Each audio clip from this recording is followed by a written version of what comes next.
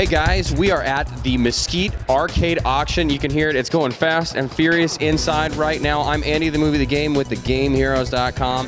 And we come to these auctions, we like to come out to these auctions because you never know what you're gonna find.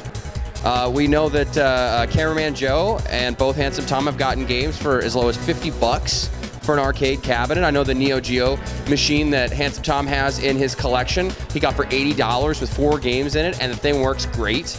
So you never know what you're gonna find in the arcade super auction here. So let's go in and check it out.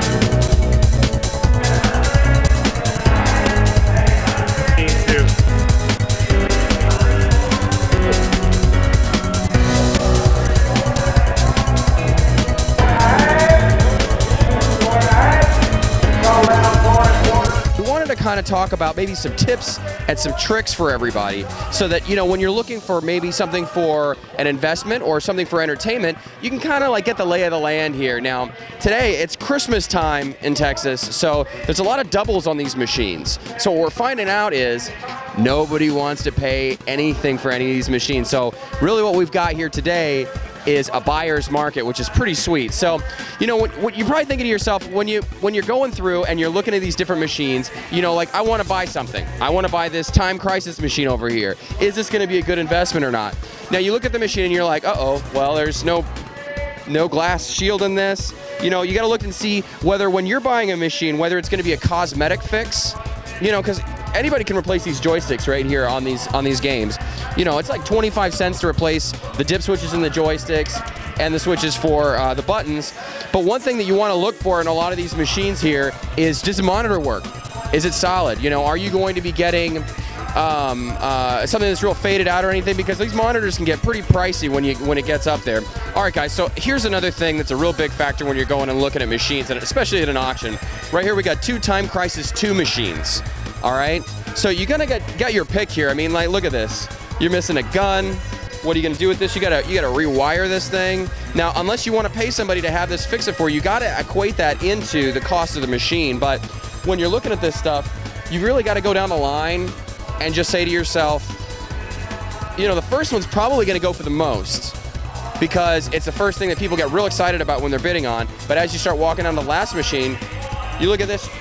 You got a couple of monitors here. I mean, this is still pretty much a junk machine right here. The guns might work, pedals might work, but another factor, we'll walk over here for a second over to this machine right here. Another factor you want to take into account when you're looking at these machines is Crazy Taxi, okay? There's a couple of different versions of Crazy Taxi. There's Crazy Taxi 1, Crazy Taxi 2, and what you got to think to yourself is how many different racing games fit this configuration, because what you can do is once you bought this cabinet, you can go online and look for a different board and swap them out. And so now you got multiple games in the same house. You can even get a switcher for it, so you get a little remote control switcher for it like we've got on one of our arcade cabinets, and you can make the most out of it. You can, you know, all of a sudden you got 2, 3, 4 games in it. So it ends up working out pretty well, but you gotta get it for the right price. You can't get too excited. You can hear them going on in the background right now.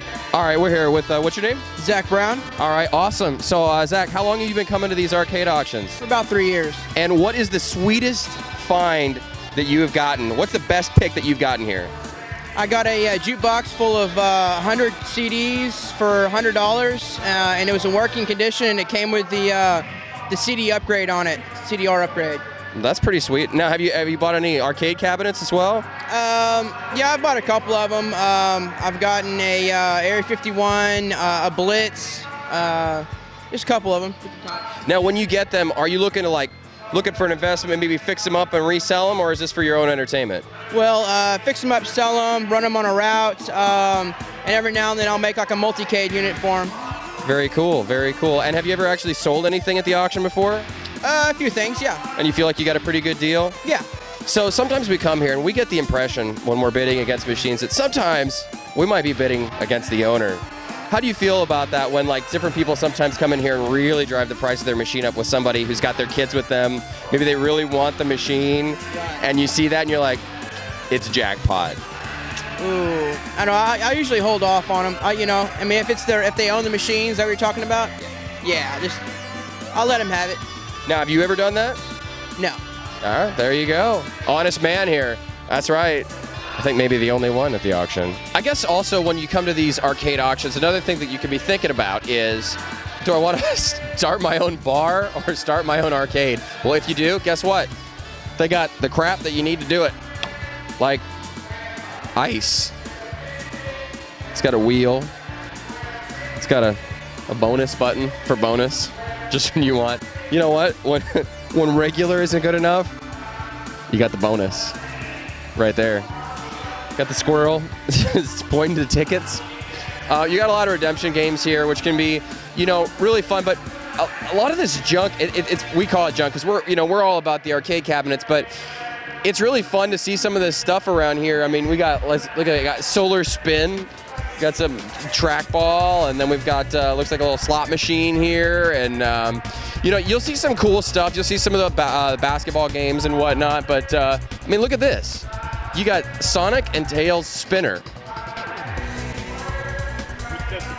It looks like it's in pretty good condition.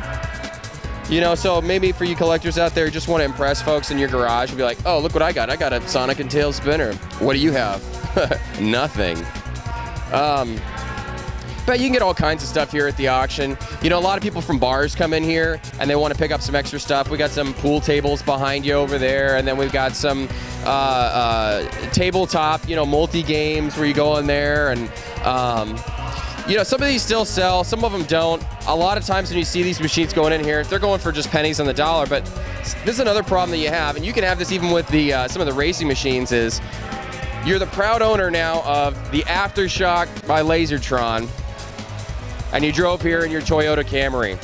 You got real excited. You found out where the auction was, and then you're like, how the hell am I going to transport this piece of crap that I just bought for $5? It was a good deal, but now what am I going to do with it? So that's something you have to consider when you're actually going to buy an arcade machine from somebody, or you're going to auction. And you don't think it'll be a problem, but trust me, when you think about things, if the machine's really heavy, you got to have dudes that have got to be able to lift that up into the back of a truck, which can be quite difficult. So if you're going to go shopping for something that's a little bit larger, you either want to bring a lot of strong dudes or have a lift gate on the back of a rental truck, because otherwise you're going to have a real hard time.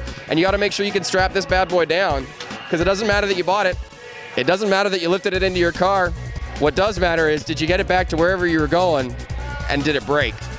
Which definitely has happened before. So the things you want to consider. All right, guys, so we were talking earlier about some of the monitor stuff. This is a perfect example of what happens when you really don't take a good look at a machine. And so, like, other people were passing down Silent Scope at a previous auction, and we know that this machine will easily go for $400 to $500 because it's $1 each time you're playing it, and people are still pumping the quarters into it. So what happens is, though, is when we went to take a look at it, we realized the monitor wasn't plugged in. You looked in the scope worked just fine, but you looked at the monitor, and the monitor wasn't plugged in. And so we got this thing for pennies on the dollar, and then swapped it out, got a Silent Scope EX, and a Silent Scope 2 board, all in the same machine right here. So you really got to look, when you're going out and looking for stuff online, you got to go look at it yourself and make sure everything's in working order. Fast and Furious. Well, that's it for the arcade auction here in Mesquite, Texas, and you know, a little disappointing. We kind of hope that maybe at Christmas time, you know, we could find something pretty cool, but there's a lot of triples and doubles of machines that I don't care about. And right now, I don't got the bling to buy some cheap pinball machines, but they were cheap, which was pretty good. Most of these pinball machines will go for $1,500 to $4,000, and a lot of them are going for $500 to $800. So if you got the cash, pinball machines are a great investment, but you got to have the upfront money to go in there and throw it down. So, you know, if you guys ever see a pinball machine come up for real cheap, you might want to snag it, because you can eBay that sucker for a lot of money. Anyway, if you guys have any questions or want to ask anything, or maybe want to bid on us something for you, give us a little bit of money, we'll come to the auction, represent you. Email us at thegameheroes.com, Andy at thegameheroes.com, or Tom at thegameheroes.com. You guys take care.